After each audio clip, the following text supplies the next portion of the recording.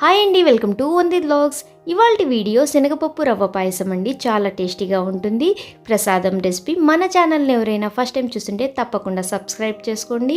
పక్కనే ఉన్న బెల్ ఐకాన్ని ట్యాప్ చేయండి. దాని ద్వారా ఏ వీడియో చేసినా మీ దాకా వస్తుంది. ఒక గ్లాస్ శనగపప్పు తీసుకొని 2-3 సార్లు శుభ్రంగా కడుక్కోవాలి.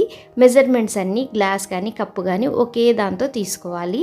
ఒక గ్లాస్ శనగపప్పుకి 4 గ్లాసుల వాటర్ యాడ్ చేసుకోవాలి. ఇలా యాడ్ చేసుకునే దాన్ని కుక్కర్లో పెట్టుకొని 3 to 4 విజిల్స్ మీడియం ఫ్లేమ్లో విజిల్స్ రాణించుకోవాలి. మనం ఏ గ్లాస్తో శనగపప్పు తీసుకున్నామో అదే గ్లాస్తో బెల్లం 1/2 గ్లాస్ వాటర్ యాడ్ చేసుకొని లో ఫ్లేమ్లో పెట్టుకొని బెల్లం కరగనివ్వాలి. మరి ఒక ప్యాన్ పెట్టుకొని 1 టేబుల్ స్పూన్ నెయ్యి యాడ్ చేసుకోవాలి. నెయ్యి మెల్ట్ అయ్యాక మీతో డ్రై ఫ్రూట్స్ ఏముంటే అవి యాడ్ చేసుకోవాలి. బాదం కొంచెం నిదానంగా వేగుతుంది కాబట్టి ఫస్ట్ యాడ్ చేసుకున్నాను. తర్వాత జీడిపప్పు యాడ్ చేసుకొని లో ఫ్లేమ్లో గోల్డెన్ బ్రౌన్ వచ్చేంత వరకు వేయించుకోవాలి.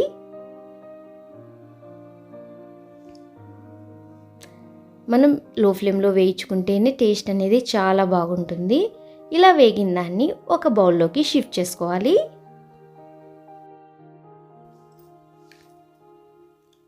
ఆ నెయ్యిని అలాగే ఉంచుకొని కేసరి రవ్వ అండి, గోధుమ రవ్వ 2 టేబుల్ స్పూన్ తీసుకున్నాను.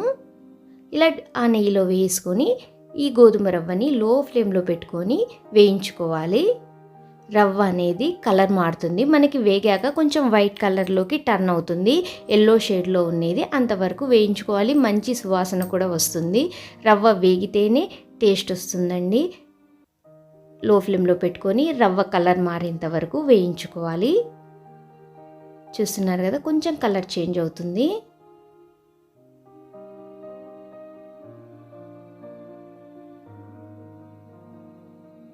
ఇలాగ మనకు విజిల్స్ అన్నీ వెయిట్ పోయాక చూస్తే ఇలా ఉంటుందండి. శనగపప్పు అనేది ఖచ్చితంగా మెత్తగా ఉడకాలి, ఎందుకంటే బెల్లం యాడ్ చేస్తే గట్టి పడుతుంది. ఇలా శనగపప్పు ఉడికిన దాంట్లోకి వేయించుకున్న రవ్వని యాడ్ చేసుకొని ఒక 2-3 నిమిషాలు ఉడకనివ్వాలి. అప్పుడు రవ్వ మనకని బాగా ఉడుకుతుంది. చూస్తున్నారు కదా, ఇలాగ ఒక 2 to 3 మినిట్స్ ఉడికించుకుంటే సరిపోతుంది. దీంట్లోకి మనం కరిగించుకున్న బెల్లంని ఫిల్టర్ చేసుకోవాలి. బెల్లంలో ఏమన్నా నలకలు ఉంటే వెళ్ళిపోతాయి. ఇలా యాడ్ చేసుకున్నాక 1 టేబుల్ స్పూన్ నెయ్యి దీంట్లోకి యాడ్ చేస్తే టేస్ట్ అనేది రెట్టింపుగా ఉంటుందండి. చాలా బాగుంటుంది. ఈ నెయ్యిని మాత్రం ఇప్పుడు యాడ్ చేయడం మిస్ అవ్వకండి. దీంట్లోకి 1/4 గ్లాస్ పాలు యాడ్ చేసుకొని ఒక 2 to 3 మినిట్స్ ఉంచేస్తే సరిపోతుందండి. ఒకవేళ ఈ వీడియో నచ్చితే లైక్ ఇవ్వడం మాత్రం మర్చిపోకండి. దీంట్లోకి ఇలాచీ ఒక 4-5 ఇలాచీ కొట్టి పౌడర్ చేసుకునేది, వేయించుకున్న డ్రై ఫ్రూట్స్ వేసుకొని ఒక్కసారి కలుపుకుంటే సరిపోతుందండి. చూస్తున్నారు కదా, మన కన్సిస్టెన్సీ అనేది ఇలాగ లిక్విడ్గా ఉన్నప్పుడే బంద్ చేసుకోవాలి. కొంచెం చల్లారాక కొంచెం టైట్ అవుతుందండి. అప్పుడు కన్సిస్టెన్సీ అనేది పర్ఫెక్ట్గా ఉంటుంది. ఇలాగ లూజ్గా ఉన్నప్పుడే బంద్ చేసుకోవాలి. మంచి కలర్తో టేస్ట్తో చాలా చాలా బాగుంటుంది ఈ ప్రసాదం రెసిపీ.